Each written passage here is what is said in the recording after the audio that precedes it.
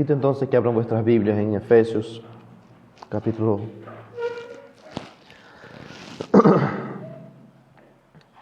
2. Capítulo 2. Vamos a leer a partir del versículo 18.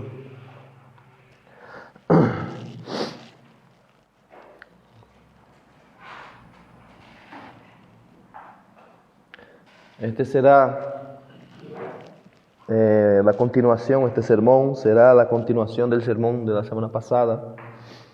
Nosotros nos quedamos en el versículo 1 del capítulo 3 y hoy pues pretendo que cubramos los demás versículos que debiéramos haber hecho la semana pasada. Pero arrancaremos desde el versículo 18 del capítulo 2.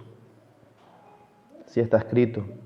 Leeré la Nueva Traducción Viviente. Como les he dicho, yo no soy devoto de ninguna traducción en particular.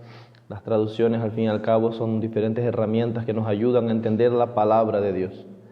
Así que estaré usando la Nueva Traducción Viviente en esta lectura ahora, luego volveré a la de siempre. Pero quiero que miren el texto. Quiero que vuestros ojos estén sobre el texto y presten atención, aunque estaré leyendo otra versión. Versículo 18 del capítulo 2, entonces dice: Ahora, todos podemos tener acceso al Padre por medio del mismo Espíritu, el mismo Espíritu Santo, gracias a lo que Cristo hizo por nosotros. Así que ahora ustedes, los gentiles, ya no son unos desconocidos ni extranjeros, son ciudadanos junto con todo el pueblo santo de Dios. Son miembros de la familia de Dios. Juntos constituimos su casa, la cual está edificada sobre el fundamento de los apóstoles y los profetas. Y la piedra principal es Cristo Jesús mismo.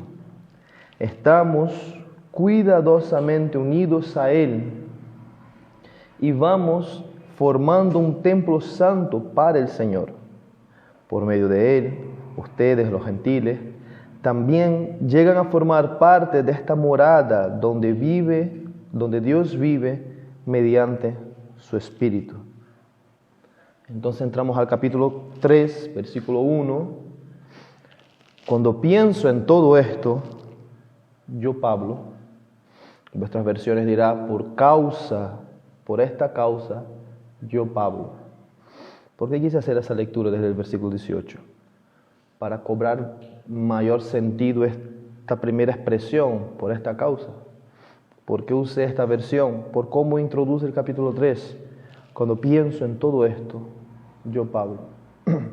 Y fue sobre esto lo que nosotros tratamos la semana pasada. La causa de Pablo, les leeré. La causa de Pablo es la causa del único Dios verdadero. Lo que Pablo tiene en mente es lo que el único Dios verdadero, el Dios Trino, tiene en mente. Que desde la eternidad este Dios eligió a su pueblo, vino a dar su vida por su iglesia y ahora habita en los suyos. Muchos otros pasajes bíblicos apuntan a la causa de Dios, la razón por la cual Dios hace todas las cosas. Y esta es revelar su gloria, revelar quién es Él. Desplegar la hermosura de su santidad, su gloriosa gracia, su infinitamente abundante misericordia y su gran e incondicional amor. Esta es la causa de Dios y el medio por el cual Dios ha decidido hacerlo es salvando a miserables pecadores, dignos de la condenación eterna, personas que no reúnen ningún mérito que les haga aptos para ser amados por Dios, seres extremadamente opuestos a Dios. El medio perfecto para que Dios revele la gloria incomparable de quién es Él, el Dios santo, el Dios justo y el Dios de amor. La causa de Pablo fue la causa de los profetas, la causa de los apóstoles. La causa de Dios es la causa de su iglesia. Es la razón por la cual todo el universo existe. Pero de forma especial, como veremos en el pasaje del que nos ocuparemos hoy, la iglesia existe especialmente para reflejar la gloria de Dios. Por eso el título de este sermón es La iglesia, el despliegue de la gloria de Dios.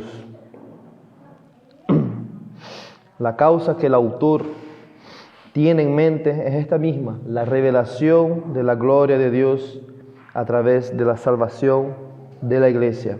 Luego nosotros avanzamos a la segunda parte de este mismo versículo, cuando Pablo afirma que eres prisionero de Cristo Jesús por amor de ustedes los gentiles. Sigue el versículo 1 del capítulo 3. Esa frase, por amor de ustedes los gentiles, se puede traducir como por el bien o en favor de ustedes los gentiles.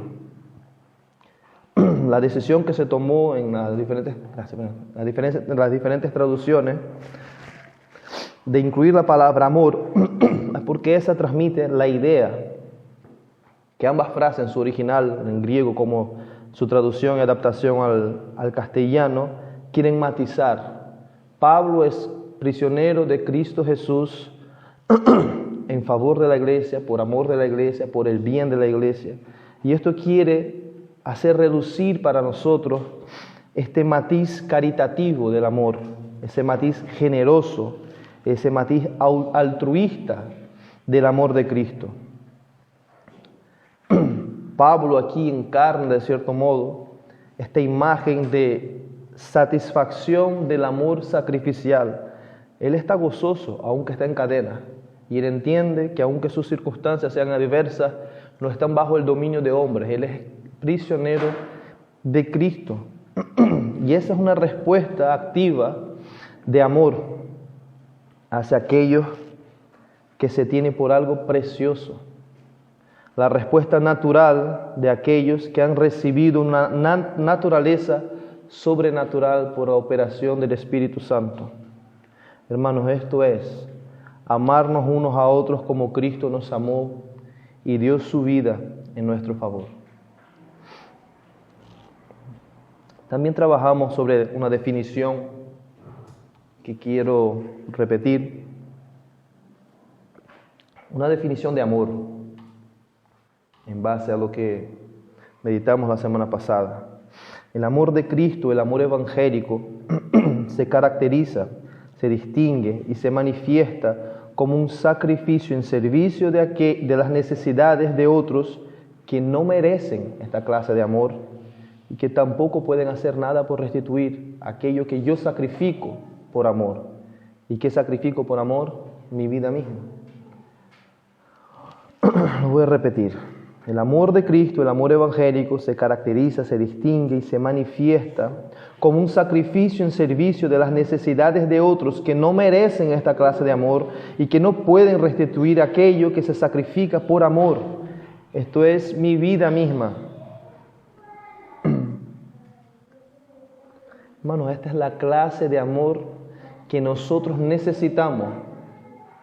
Presten mucha atención. Es la clase de amor que necesitamos, es la clase de amor que no merecemos y es la clase de amor que se nos ordena ejercer. Para los que creen que no hay mandamientos en el Nuevo Testamento, Juan 13, 34 al 35, nuestro Maestro, nuestro Señor Jesucristo, un mandamiento nuevo les doy. Les iluminó la mente a todo el mundo ese versículo ahora, ¿verdad? ¿Se acuerdan? ¿Qué viene a continuación? ¿Qué manda Jesús? Que se amen los unos a los otros. ¿Cómo? Como yo los he amado. Así también se amen los unos a los otros. ¿Y cuál es la consecuencia de ese amor? ¿Qué ocurre cuando ese amor existe entre los discípulos de Cristo? En esto conocerán todos que son mis discípulos, si se tienen amor los unos por los otros. Comentar ese pasaje sería otro sermón. Quiero avanzar, pero recordar algo que dije a la luz de lo que hemos cubierto hasta ahora. Hermanos, no podemos ser una iglesia evangélica de la gracia si no somos primero una iglesia evangélica del amor de Dios. No podemos ser una iglesia evangélica de la gracia si no somos una iglesia evangélica del amor de Dios. Y es raro porque el Señor nos manda a amar, pero tú no puedes obligarte a amar. Es imposible hacer por fuerza que ames algo. Pero es interesante lo que dice la Escritura, ¿no? Que nosotros amamos a Dios porque Él nos amó primero. Y es meditando y contemplando su amor que nuestro corazón rebosa y entonces podemos amar a los demás. Hermanos, no quiero que interpreten ni el sermón pasado ni este sermón de hoy como un sermón legalista en el cual yo estoy ordenando que ustedes amen. Es imposible. Tenemos un mandamiento y nuestro mandamiento es amar. Pero para eso la canción que cantamos, la última, es magnífica. Primero miro el Evangelio. Yo era un vil pecador, camino al infierno, rebelde. Y si no fuera por la acción de la gracia de Dios, yo seguiría huyendo de Dios. Una vez que entiendo eso y glorifico al Señor y canto su nombre, mi corazón está gozoso en el Señor, entonces puedo decir, ahora Señor, tuyo seré y viviré por ti. Tus mandamientos voy a obedecer. Esto lo que acabo de decir está en la mente de Dios y Dios inspiró al apóstol Pablo para abrir ese paréntesis que estamos viendo. Como les comenté la semana pasada, Pablo empieza el versículo 1, abre un paréntesis de 12 versículos hasta el versículo 13 para retomar en el 14 entonces su oración, la cual nosotros trataremos el domingo que viene si Dios quiere.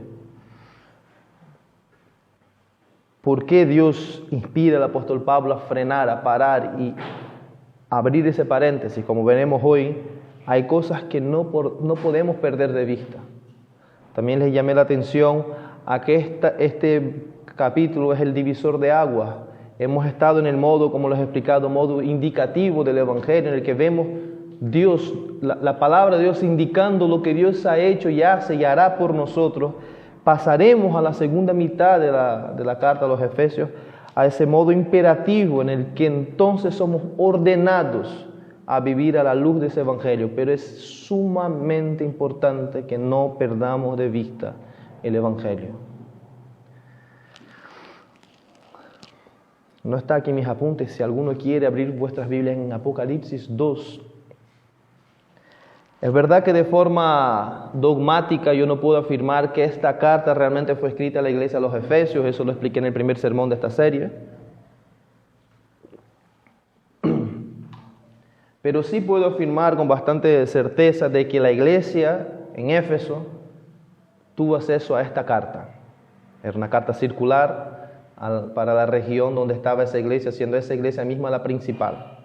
Y en Apocalipsis 2 hay una carta a la iglesia en Éfeso. Miren rápidamente, pasen los ojos sobre el texto Apocalipsis 2, los que quieran. ¿Cuál es la acusación que el Señor Jesús levanta contra la iglesia? ¿Ellos tenían un problema doctrinal? No. ¿Ellos tenían un problema de conducta? Tampoco. ¿Cuál era el problema que tenían ellos? La falta de amor, ¿verdad? Increíble. Una iglesia que tuvo acceso a esto y tropezó en la misma piedra que durante la primera mitad de la carta Pablo no hace que una y otra y otra y otra y otra vez machacar. Y son la iglesia primitiva, porque hacían parte de ese grupo que conocemos como la iglesia primitiva, esa primera iglesia que existió poco después de la muerte y resurrección de nuestro Señor Jesucristo y que había visto milagros, tuvieron contacto con los apóstoles directamente. Y eso debería causarnos temor.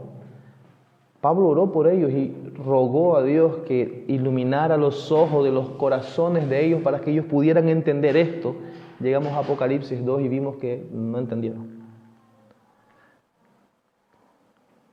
Nosotros no somos mejores que ellos.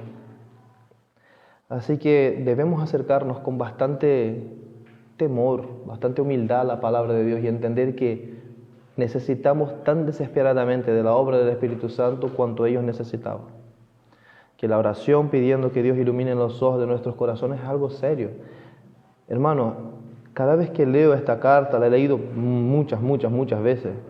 Para predicar tengo que estar leyendo la carta entera varias veces, ¿no? Eso es como un lago profundo que cuando pienso que llegué ya a lo más bajo, todavía veo que sigue, ¿no? Cada versículo podía dar para 5 sermones, 10 sermones, yo qué sé. Y obviamente no es mi intención que profundicemos tanto cuanto es posible, pero sí es mi deseo profundo que nosotros, hermanos, como una iglesia bebecita, una plantación de iglesia, una iglesia que está aprendiendo a ser iglesia, absorbamos el mensaje de esta carta, que defina el carácter de esa iglesia, el mensaje de esta carta. Así que sin más de esa introducción, repaso, introducción, vamos a seguir entonces. Como les comentaba, Pablo, inspirado por el Espíritu Santo, hace un paréntesis que va desde el versículo 2 hasta el versículo 12. Pablo cubre todo esta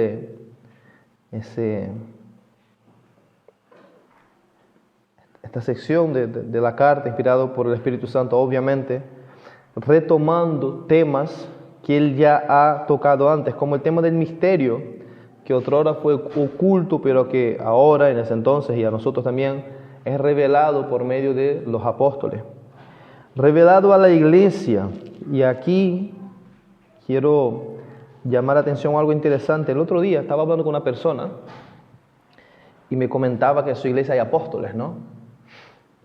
Fue súper curioso porque no sé ni por qué razón, pero levanté una crítica a un cierto movimiento evangélico que hace demasiado hincapié a las experiencias extrasensoriales, ¿no? Y esa persona estuvo de acuerdo conmigo y criticó ese movimiento. Y yo dije, ay, mira, y una crítica bien construida, bien hecha. Y dije, yo, qué bien, ¿no? Gloria al Señor. Entonces, esa misma persona va y me envió un vídeo del culto anterior de su iglesia. Y yo dije, ¿esto qué es ahí? Era un desastre, realmente fue triste la situación. Y la persona me explicaba que ellos son una iglesia bíblica y que Dios habla mucho al apóstol de esa iglesia, al apóstol y a la apóstola, la esposa de ese Señor. Y que todo lo que se estaba haciendo ahí es porque Dios le revelaba al apóstol ciertas cosas, ¿no? para la iglesia. Es interesante, ¿no? Como esos misterios que muchos que se dicen apóstoles y dan golpe en el pecho diciendo que son apóstoles, Dios revela un grupito especial, ¿no? Y ellos, según la sabiduría que ellos tienen, van ahí sembrando la iglesia. Pero eso no encontramos en la Escritura. Dios revela el misterio que antes había ocultado y lo revela ahora a los apóstoles para la iglesia.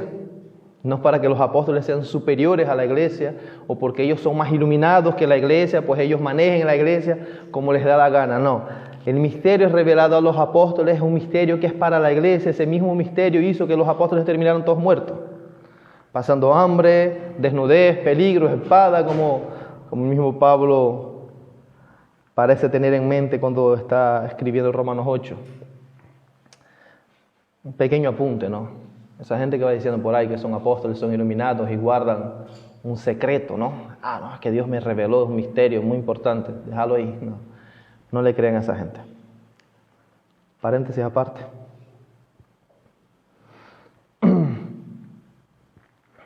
Ese misterio que Pablo en Efesios comunica a la iglesia es el misterio de la salvación, es el evangelio, no es otra cosa. ¿Cuál es el misterio? Piensen rápido. Esa palabrita ya se ha repetido un par de veces mientras hemos estado estudiando Efesios. El misterio es que Dios decidió salvar a toda persona independientemente de su raza, de sus méritos propios, gentiles y judíos, ¿verdad? Ya está.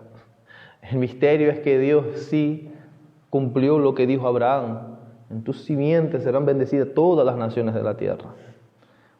En Romanos 9, versículo 8 encontramos: esto es, no son los hijos de la carne los que son hijos de Dios, refiriéndose a los judíos, sino que los hijos de la promesa son considerados como descendientes. ¿Cuál promesa? La promesa que Dios hizo a Abraham. Gálatas 3, del 5 al 9, aquel pues que les suministra el Espíritu y hace milagros entre ustedes, ¿lo hace por las obras de la ley o por el oír con fe? Así Abraham creyó a Dios y le fue contado como justicia. Por tanto, sepan que los que son de fe, estos son hijos de Abraham. La Escritura, previendo que Dios justificaría a los gentiles por la fe, anunció de antemano las buenas nuevas a Abraham, diciendo: en ti serán benditas todas las naciones. Así que los que son de la fe son bendecidos con Abraham, el creyente. La promesa, el misterio es justamente este. Que el hombre no es salvo por obra, sino por ejercer fe en Jesucristo. Da igual de dónde venga esa persona. La salvación no es por tu raza, no es por tu educación, no es por tu trabajo, no es por tu estatus social, es por fe en Cristo Jesús.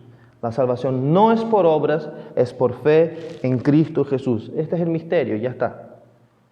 Misterio en la Escritura, veremos que no es algo, es un conocimiento oculto que solo unos iluminados especiales tienen. No, misterio es aquello que Dios, en su economía, en su soberanía, no quiso revelar de forma clara en el pasado, pero que ahora nos revela a través de la Escritura, a través de los apóstoles en dicho caso. Esto es el misterio.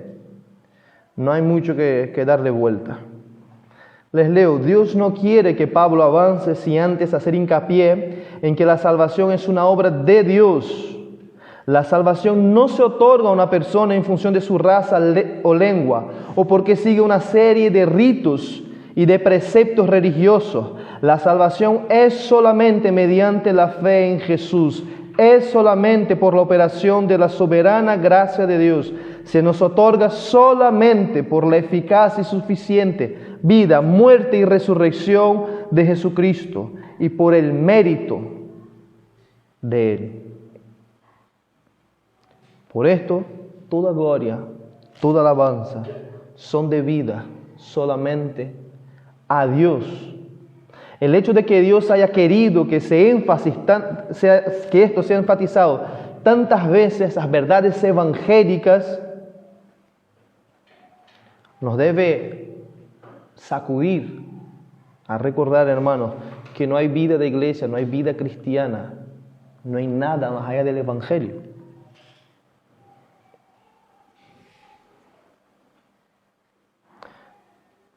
Somos muy fácilmente olvidadizos. Nos olvidamos, lo hacemos todos los días, de esto. Y terminamos tratando de vivir por nuestras fuerzas, terminamos relacionándonos unos con otros en base a méritos humanos, ¿verdad? Y el contexto en el que nosotros encontramos la revelación de Dios en Efesios, justamente,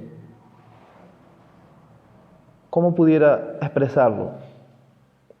Como si Dios a través de Pablo estuviera rodeado de niños y esos niños somos nosotros y esos niños están peleando por una tontería y se están perdiendo un espectáculo, ¿no? Entonces, como si Pablo, inspirado por el Espíritu Santo, hubiera diciendo: chacho, mira, no pierdas de vista eso.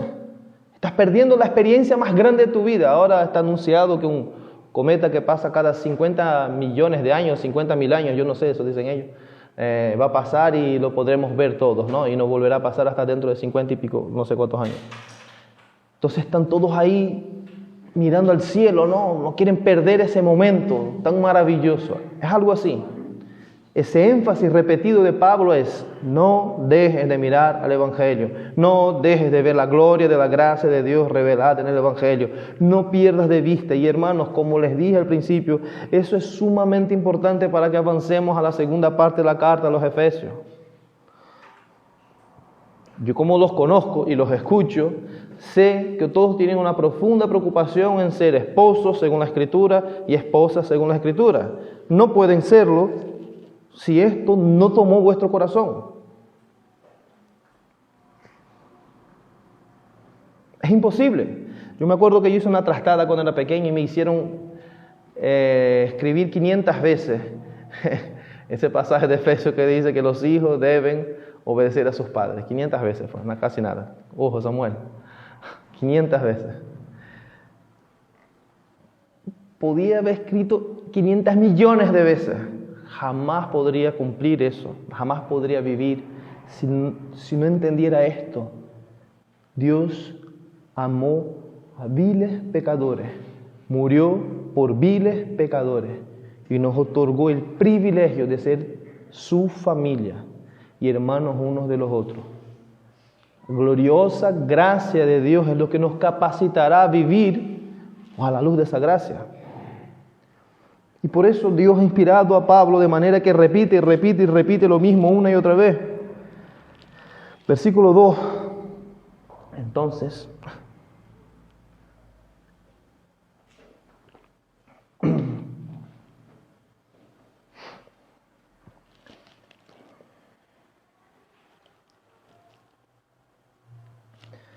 déjame leer el versículo 1 para tener una lectura más orgánica. Por esta causa yo, Pablo, prisionero de Cristo Jesús, por amor de ustedes. Entonces el versículo 2, si en verdad han oído de la dispensación o la tarea, la mayordomía, esa palabra dispensación se puede traducir de varias maneras, quiero ser claro. Pero sinceramente creo, no estoy solo en esto, que la manera más congruente con el contexto es que esa palabra se debiera traducir por mayordomía o tarea. Si en verdad han oído de la dispensación, de la tarea, de la mayordomía, de la gracia de Dios que me fue dada para ustedes. Les leo. Pablo había recibido de parte de Dios la tarea de servir al pueblo de Dios más allá de la nación de Israel. Como podemos leer varias veces en el Nuevo Testamento, Pablo fue enviado como apóstol a los gentiles, pero es interesante notar cómo su ministerio es caracterizado por servir como mayordomo, mayordomía, la cual tiene por distintivo el ser mayordomo de la gracia de Dios. Dice la dispensación que me fue dada de la gracia de Dios. Es decir, Pablo es llamado por Dios a ser siervo de la iglesia, pero ese servicio que él presta a la iglesia es caracterizado por la gracia de Dios. Y eso, ¿no? Cuán distante está esta característica de los supuestos apóstoles de hoy en día, que no hacen más que trasquilar las ovejas y enriquecer a costa de los fieles, ¿verdad?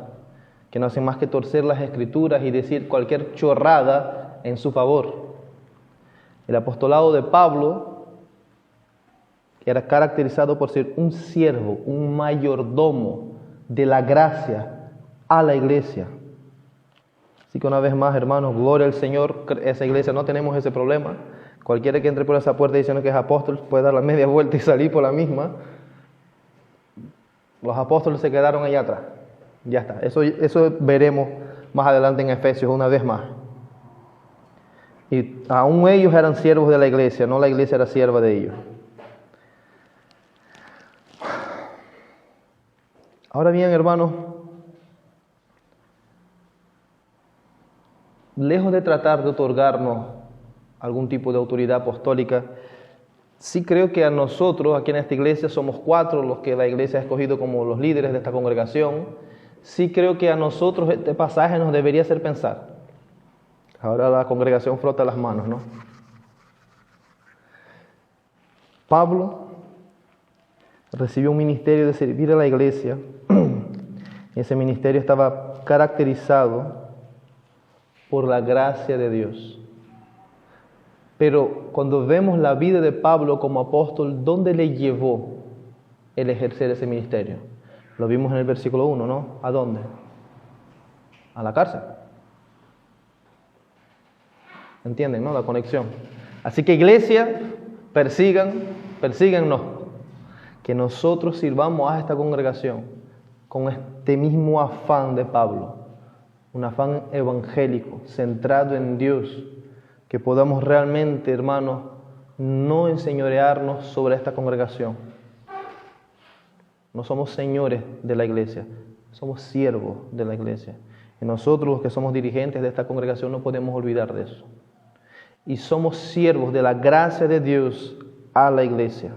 No servimos nuestros intereses, servimos los intereses de Dios a la iglesia. Como dijo Pablo, por el bien, por el favor, por amor de la iglesia.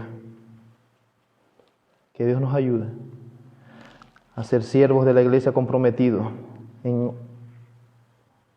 como mayordomos, ¿no? Con la bandeja en mano, dar a la iglesia la medida de gracia que la iglesia necesita cada día. Versículo 3, este ministerio, esa dispensación, esta mayordomía de la gracia que Dios le le dio a Pablo, le encargó a Pablo para ustedes los gentiles.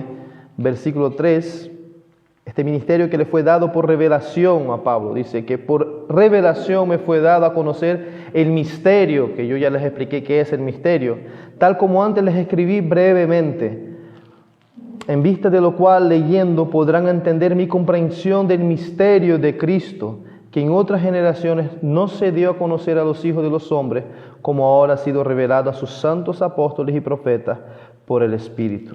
Como ya hemos hablado también en el capítulo 1 y varias veces lo he repetido y en la introducción de este sermón ya he aclarado, el misterio es simplemente este, que Dios reveló a los apóstoles que la salvación era para todos, solamente por medio de Cristo, solamente por la gracia, solamente para la gloria de Dios.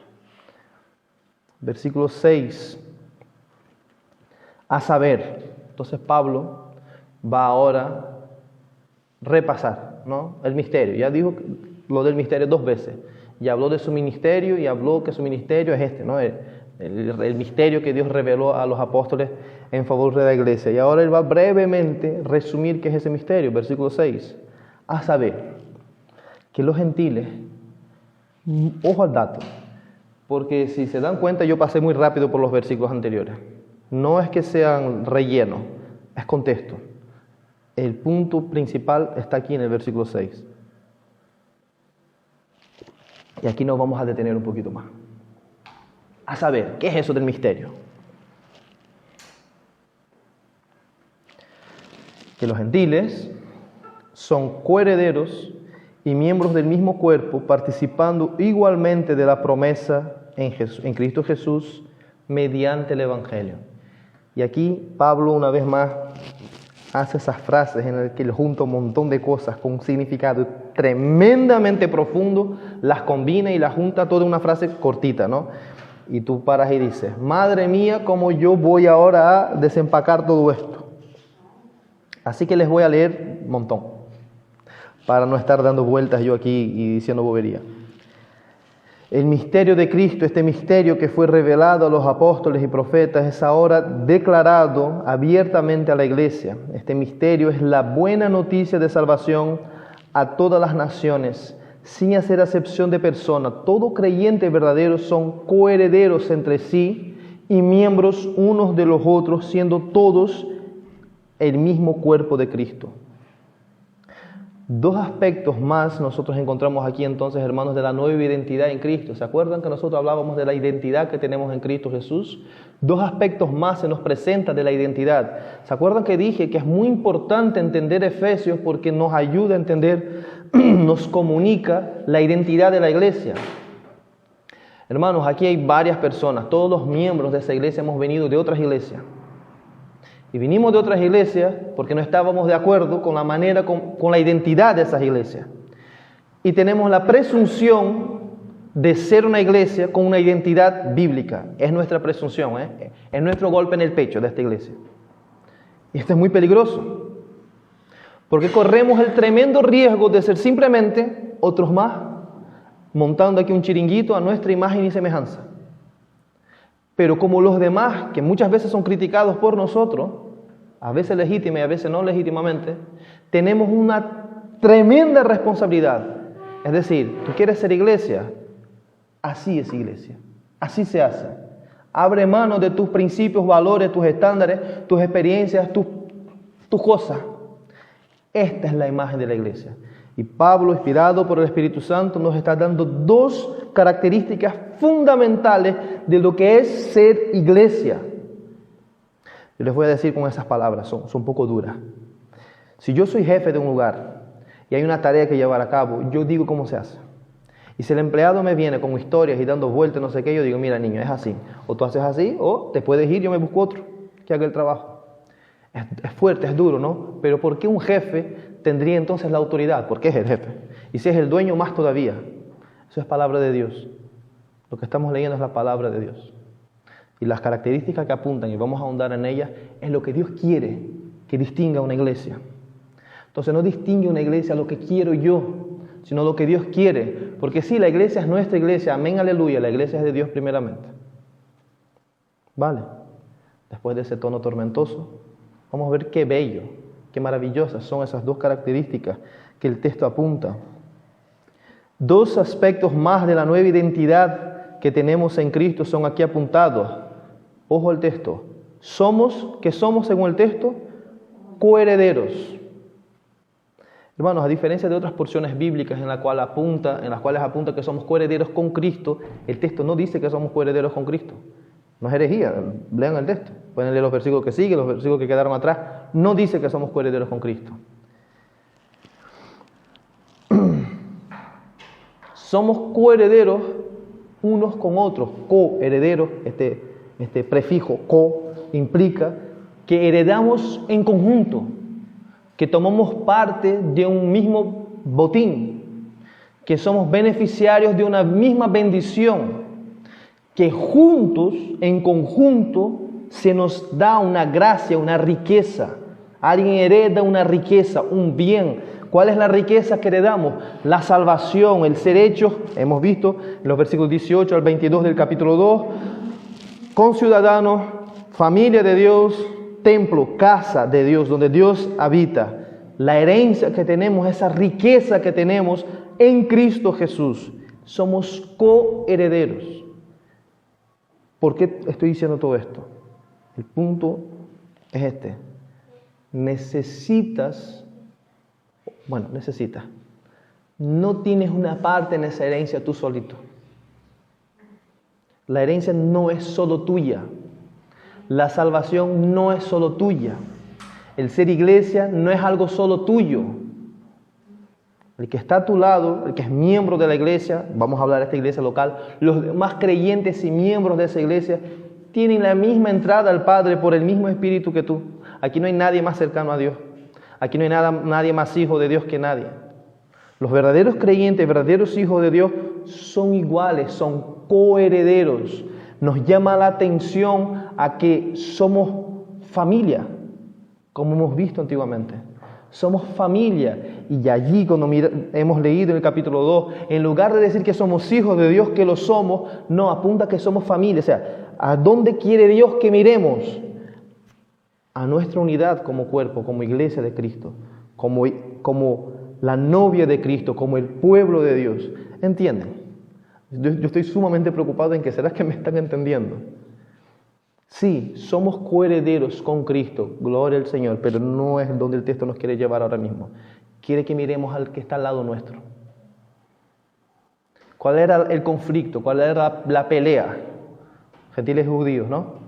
Pablo viene de ahí, capítulo 2. ¿Y qué está tratando de hacer? Que entendamos que aquí no hay nadie mejor que nadie. Todo lo que afirme debajo de la introducción que el capítulo 2 nos da encaja en ese contexto. Coherederos apunta a nuestra igualdad, a nuestra necesidad de uno al otro.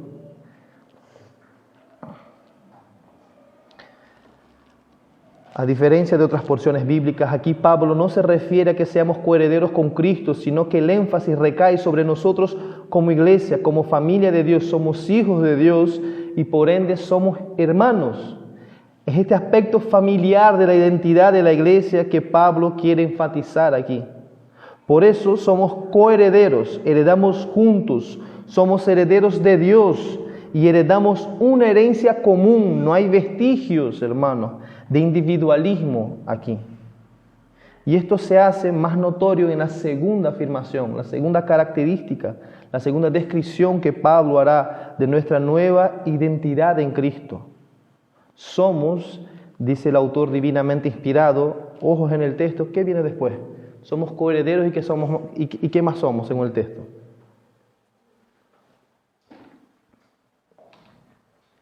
Miembros del mismo cuerpo.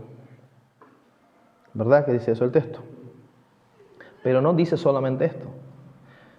Porque vamos a imaginar una escena de terror, ¿no? Aquí hay brazos por aquí, piernas por allá, no sé, que tú puedes acercar todo y llegas a una conclusión. Ok, esos son miembros de un cuerpo, pero están cortados por todos lados. Entonces el texto añade esa palabrita. Somos miembros del mismo cuerpo y participantes igualmente. Y eso una vez más nos centra los ojos a lo que dije anteriormente. ¿Dónde está el individualismo? En un cuerpo funcional, vivo, participante, donde mi brazo izquierdo le da igual lo que me pasa, izquierdo le da igual que le pase en mi brazo derecho. Ven la imagen que está construyendo el texto. Hermano, esta es una iglesia y es nuestra responsabilidad ser una iglesia bíblica. Una iglesia bíblica está basada, como hemos visto en el capítulo anterior, sobre los apóstoles y los profetas, la palabra de Dios, Viejo y Nuevo Testamento, siendo Cristo Jesús mismo la piedra principal, la base, el fundamento. Sobre esa base somos conciudadanos, somos familia, somos un templo del Espíritu Santo, somos coherederos, somos miembros de un mismo cuerpo. Eso es ser iglesia. Debería estar escrito aquí en grande en todas las paredes. Eso es ser iglesia. Somos miembros del mismo cuerpo y participantes igualmente. Expresión que quiere indicarnos que tomamos todos parte de una misma cosa. Somos copartícipes, participamos juntos de la promesa en Jesús. Y esto por medio, dice el texto, del Evangelio, lo cual nos remonta a lo que antes registró en el primer capítulo, en el versículo 13.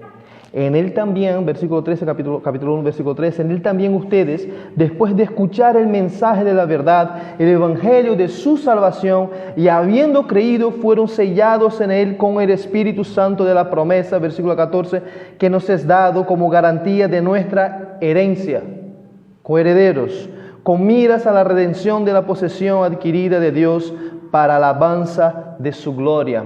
Cuando nosotros estábamos estudiando, yo me imagino que se acordará de eso, cuando atendimos a las conferencias en Simon Trust de exégesis, ¿no? de tratar de entender qué dice la Escritura y exponer qué dice la Escritura, se nos dio una imagen muy interesante, muy útil. Decía que el Evangelio es como un diamante que tiene muchas facetas y según como lo vaya girando, destellos distintos con diferente intensidad y color salen de allí. Ejercicio, miren al texto. ¿Cuál es el matiz del Evangelio? ¿Hacia dónde apunta el Evangelio en el texto? Versículo 6 lo dice.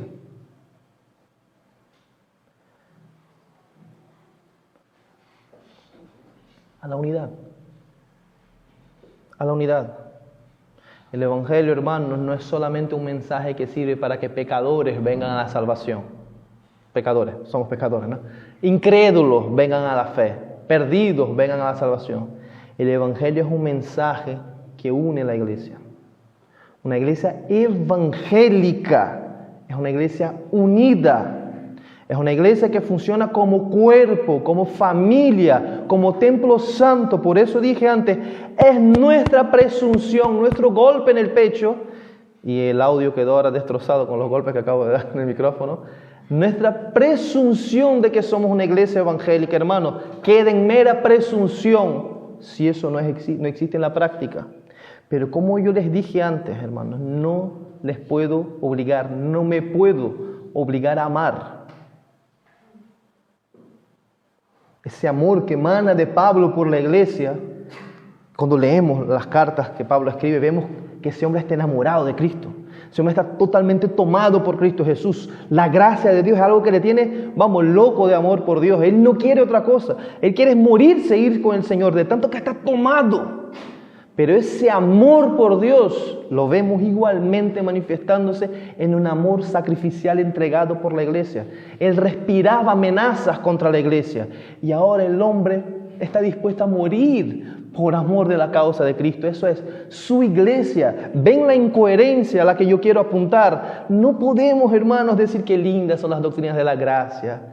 Ay, qué bonito nuestra confesión de fe. Ay, las 5 solas. Qué cosa más bella. Pero mi vida de iglesia no tiene nada que ver con esto, sino una confesión. Por eso les dije, miren Apocalipsis capítulo 2, encuentren por favor que la acusación a la iglesia en Efesios es que tienen un problema doctrinal. No, en el texto realmente Jesús los alaba porque ellos son ortodoxos. Si algo han hecho es que han resistido a los falsos profetas, los mentirosos. Ellos han sido, en cuanto a su confesión de fe, como nosotros, reformados. Pero tengo una cosa en contra tuya, tengo un problema contigo muy serio. Y como no se arregle eso, tienes un problema mayor todavía. Has perdido el primer amor. No les puedo obligar a amar. Pero hermano, La belleza del Evangelio debería desarmar nuestros corazones, debería inundarnos.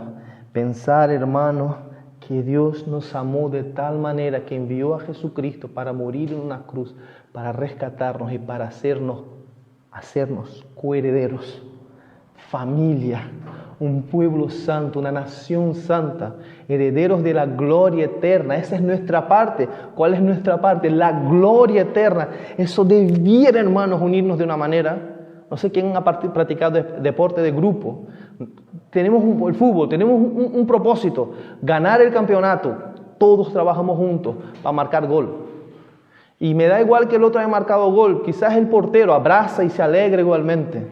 Todos trabajan juntos con un mismo propósito. No es nuestro propósito ridículamente superior a cualquier riqueza de este mundo. Eso debiera, hermanos, Dios mío, abre nuestros ojos. Debiéramos vernos profundamente a velar por el otro, porque es mi coheredero. Tiene parte en lo mismo que yo. Oye, no solamente eso, es miembro del mismo cuerpo del cual yo soy miembro. Y hermanos, asómbrense cielos y tierra.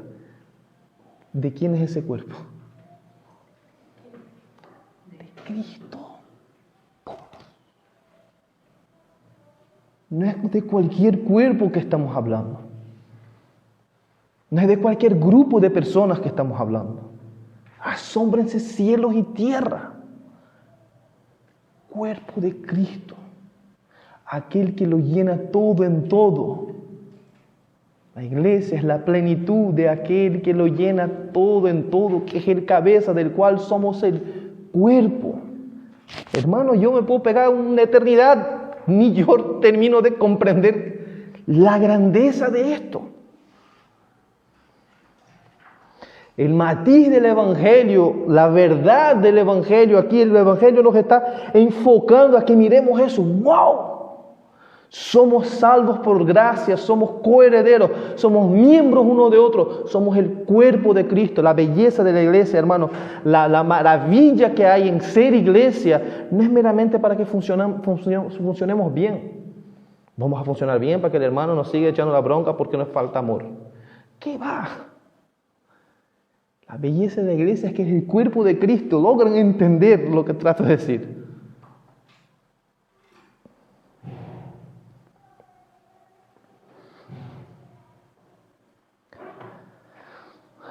Tenemos que amar a Cristo y valorar a Cristo para que valoremos a la iglesia, porque es su cuerpo. Entonces, hermanos, todo ese énfasis no es para obligarles a ser más intencionales en tratar de estéticamente ser una iglesia bíblica. Todo ese énfasis es para que miren a Cristo, disfruten, mira lo que hizo Cristo. ¿Cómo no amar a aquello que Él no ha amado?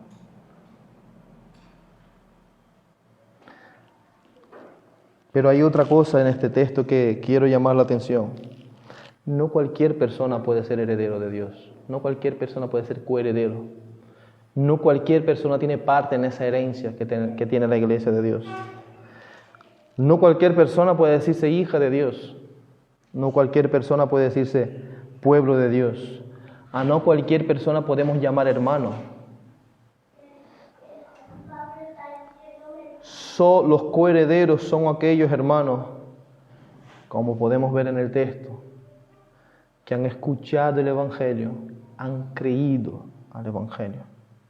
Y ahora el Evangelio desde su enfoque más amplio, que ese mensaje de que todos hemos pecado, no podemos acercarnos a Dios, no tenemos parte ninguna con Dios, pero Dios, con su gran amor con que nos amó, su gran misericordia, envió a Jesucristo para morir en la cruz, para rescatar al más vil de los pecadores.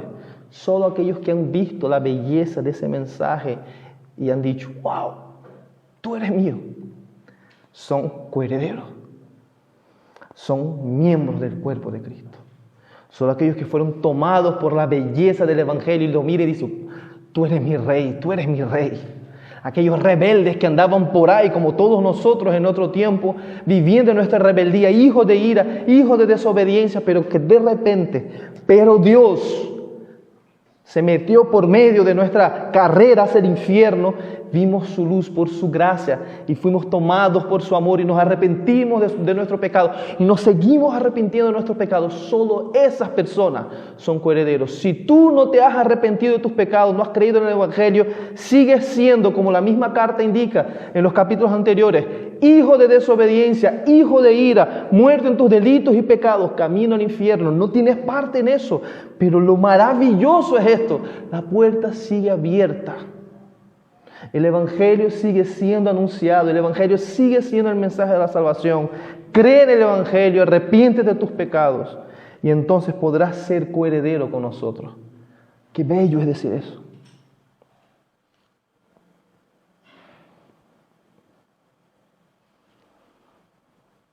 La fe salvadora es la fe transformadora. Muchas personas creen en el Evangelio, pero desde una perspectiva meramente racional. Entienden lo que quiere decir el Evangelio. Entienden las afirmaciones del Evangelio. Las asienten, las confirman. Conozco un montón de personas que son así, pero que no son cristianos. La fe verdadera es una fe transformadora. Si dices creer, pero el Espíritu Santo no te ha transformado, si no eres una nueva persona, si tus pensamientos, deseos y esfuerzos siguen centrados en el pecado, no eres hijo de Dios, no eres coheredero con todos aquellos que han sido redimidos y transformados por Dios. No eres salvo si aún sigues en un camino de perdición y de perversión, camino que es el camino de perdición eterna. Versículo 7.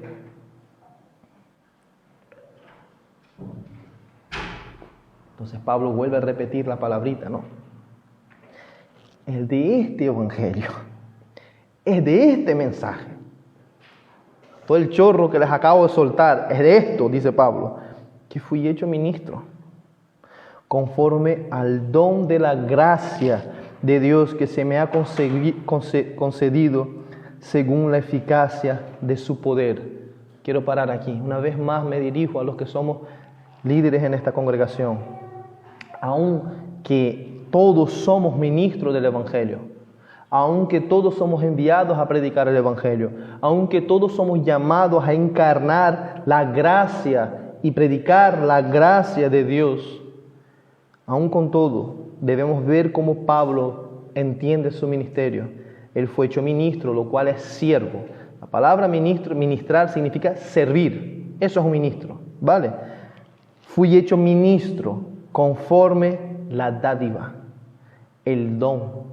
Antes era una tarea, ahora Pablo ve como un don, y un don de la gracia de Dios que se le concedió. Es un privilegio servir a la iglesia para Pablo. Es una dádiva, es un regalo servir a la iglesia para Pablo. Y es más, él dice, Pablo no apunta a su educación anterior. Él era doctor de la ley, él era proeminente en Israel, él conocía toda la escritura. Sin embargo, él no apunta a su currículum. Fíjense a dónde apunta. Se le concedió el don, esa gracia de ser ministro del Evangelio por la eficacia del poder de Dios, por la soberanía de Dios. Ese Dios grande, como estamos estudiando los jueves, ese Dios que gobierna sobre todas las cosas. Pablo ve allí la fuente de su labor. Por un lado es verdad, y quiero hacer hincapié en eso, de esa misma manera nosotros que somos líderes en esta congregación debemos entender nuestra tarea. Es una tarea y es un regalo. Pero este mismo llamado es a todo creyente. Tenemos una tarea, servirnos unos a otros, servir al Señor. Y a la vez esa tarea es un regalo. ¿Por qué es un regalo, hermanos? La palabra de Dios habla sola. Sigamos leyendo versículo 8. ¿Por qué es un regalo? Pablo entonces se mira a sí mismo. A mí. Yo imagino a ese hombre asombrado. A mí, que soy menos que el más pequeño. Escuchen esa frase. A mí, que soy menos que el más pequeño de todos los santos. Si tú eres un creyente y encuentras en tu vida pecados y miseria y a veces incluso te cuestiones de tu salvación por tu debilidad, Pablo se veía más chico que tú. A mí, que soy el más pequeño de todos los santos, vuelve a repetir esa palabra, se me concedió, se me dio, se me otorgó, se me extendió esta gracia. Para Pablo era una manifestación de la gracia de Dios, el que anunciar a los gentiles las inescrutables, insondables, inconmensurables riquezas de Cristo y sacar a la luz cuál es la dispensación del misterio que por siglos ha estado oculto en Dios, creador de todas las cosas. Pablo ve la tarea de predicar el Evangelio como un regalo. ¿Y por qué? Porque él ve a Dios, el Creador, concediendo a él, el más pequeño de todos, el privilegio de sacar a la luz, ¿qué? Las riquezas inescrutables de Cristo. Hermano, es de loco esto. Imagínense el mendigo más mendigo que pueda haber en el planeta Tierra. Y que venga el rey más grande del planeta Tierra y le diga, a partir de hoy, todo mi pueblo dependerá de que tú vayas al cofre y saques de allí las riquezas para servir a mi pueblo. Toma, tú eres el administrador, tienes aquí ya la llave. Fliparía en colores. Esa persona que no ha visto más que ratas y basura en la calle, ahora tener acceso directo a todas las riquezas de ese rey. Eso somos nosotros. Eso somos nosotros.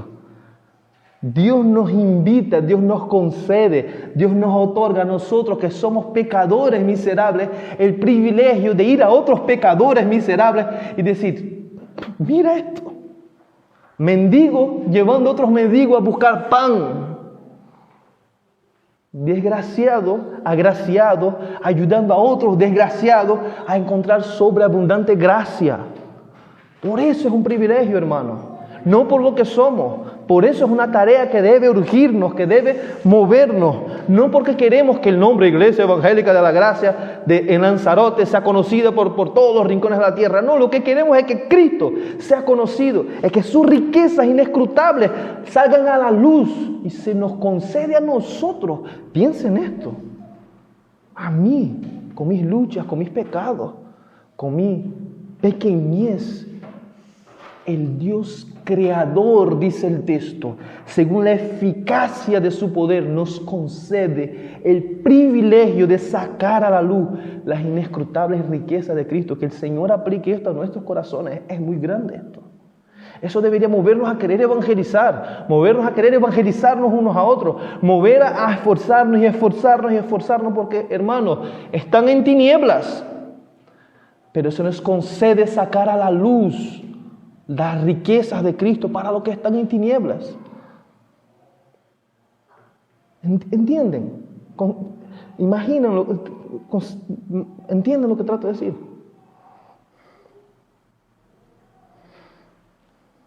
Anunciar la gracia de Dios. El Evangelio de Jesús le costó todo a Pablo. Le costó el ser encarcelado, ser, como en nuestra cultura decimos, cancelado, ¿no? Rechazado por sus hermanos judíos. Le costó ser perseguido por los que un día fueron compañeros en el celo religioso. Le costó perder su prestigio en medio de la nación de Israel. Le costó ser perseguido y apaleado entre los gentiles. Le costó ser ridiculizado. Le costó todo.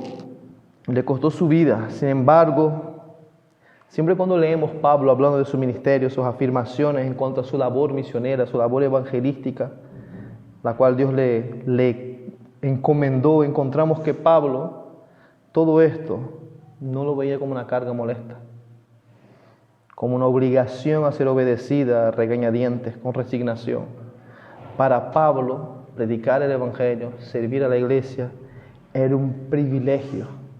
Ser puesto como siervo de la iglesia para él era una manifestación única de la gracia de Dios hacia él, un pobre pecador, pequeño pecador.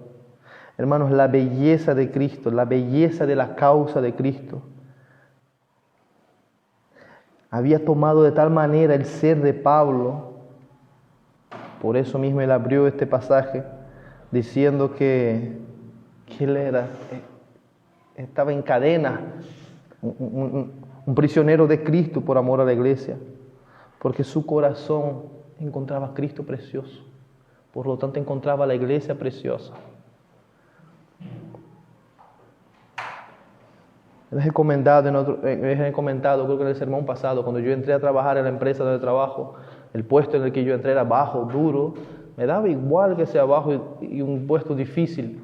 Yo quería el puesto, yo quería trabajar en esa empresa, y si me hacían hacer 20, yo quería hacer 50, no porque me gustaba el trabajo en sí, sino por el estatus, por el puesto, por la certeza que me daba estar en esa empresa.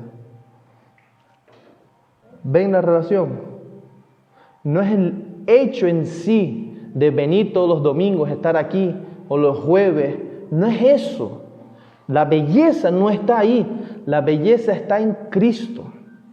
La belleza está en lo que Él nos da. Si perdemos de vista a Cristo, todo esto pierde el sentido y nos vamos a transformar como en una iglesia cualquiera, que la única belleza que tiene actividades, conciertos, reuniones de lunes a lunes para mantener todo el mundo entretenido. Yendo al infierno, da igual, vamos a sonreír y vamos a hacer fiesta. No, hermano, la belleza es lo que Cristo ha hecho. Eso fue lo que cautivó el corazón de Pablo y le dio igual ser rechazado por todo el mundo.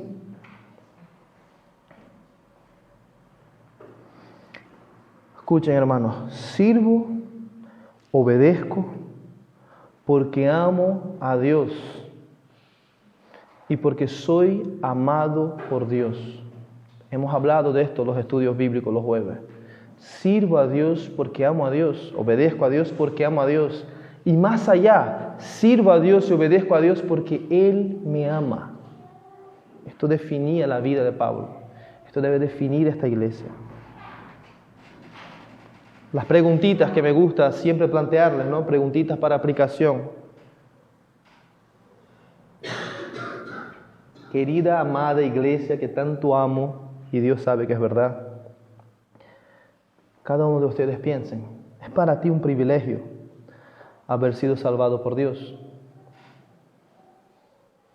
Si es un privilegio, sirve a Dios y sirve a su iglesia.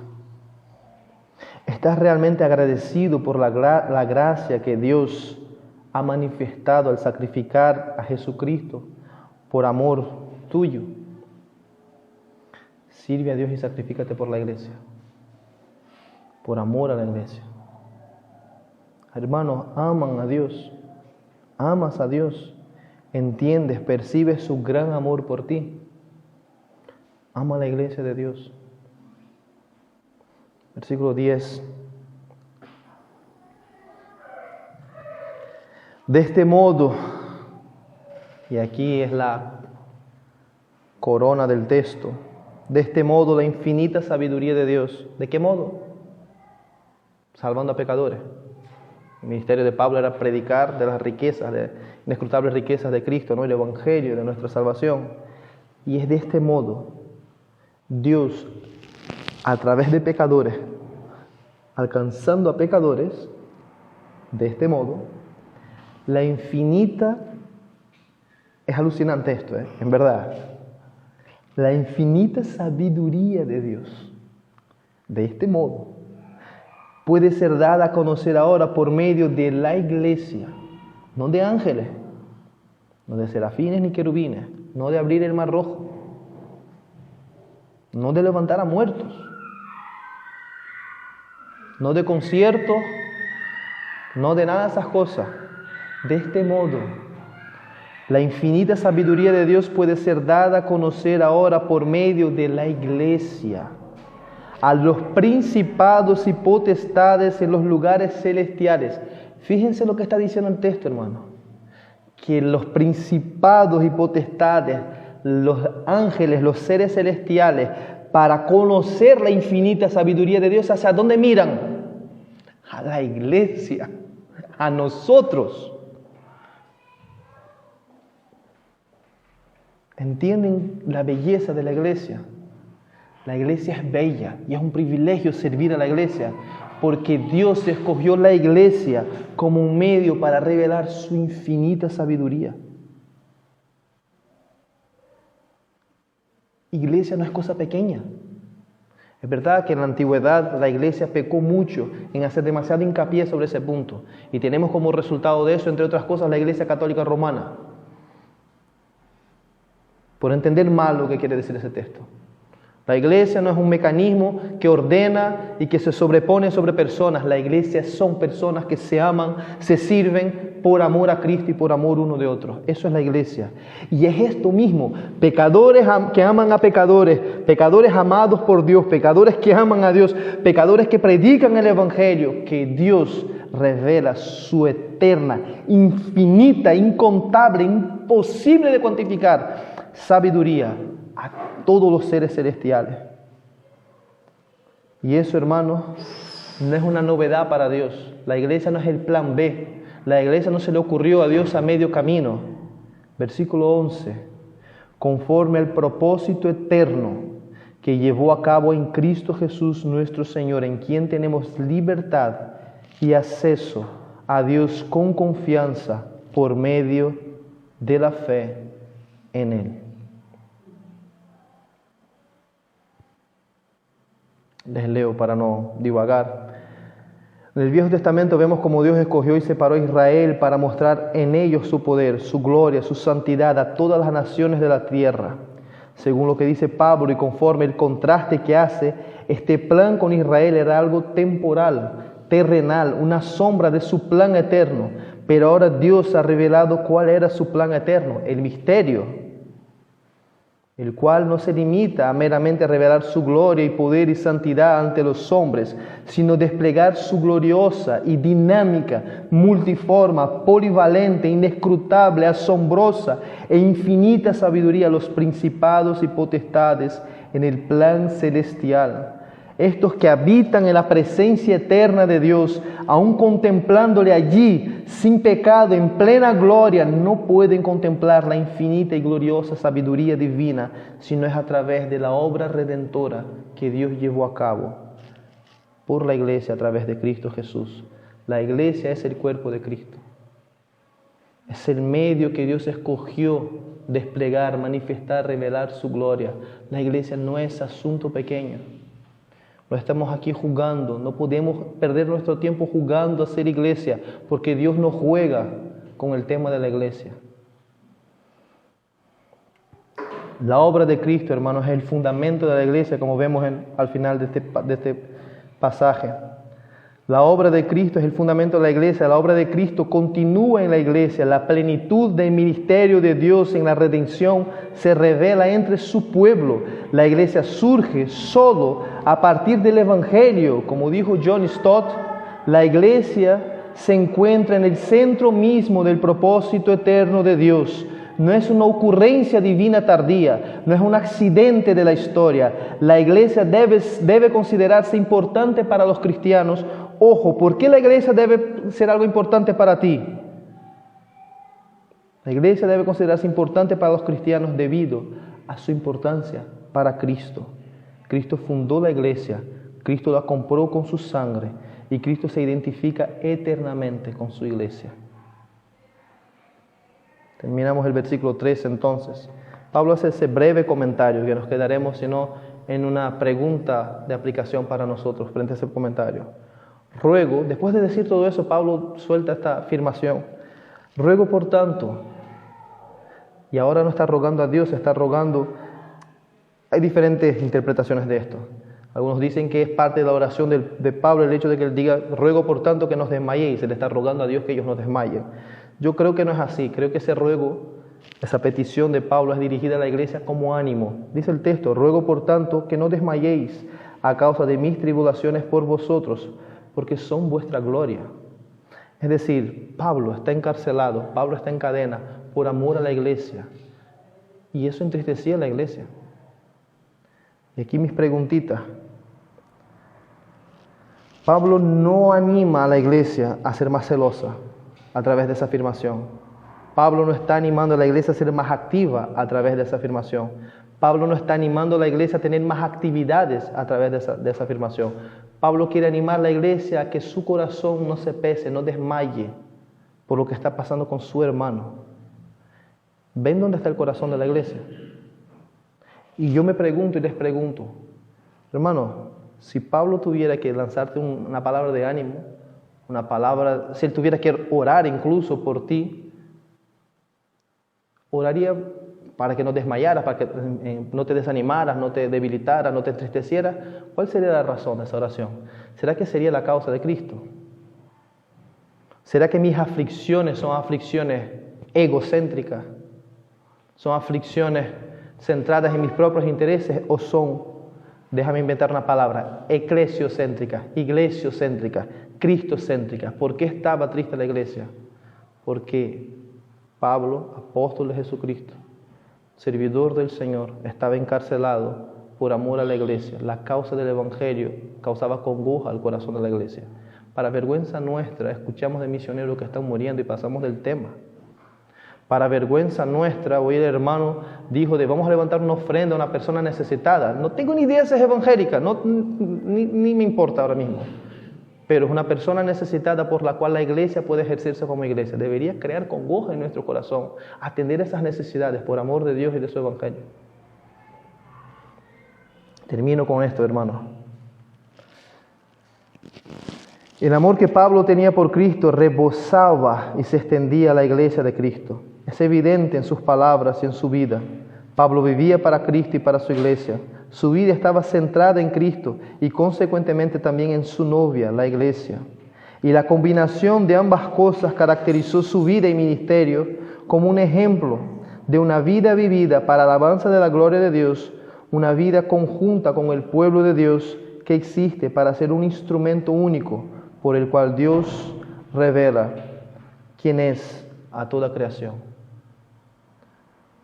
Les animo, hermanos, entonces que guarden esto.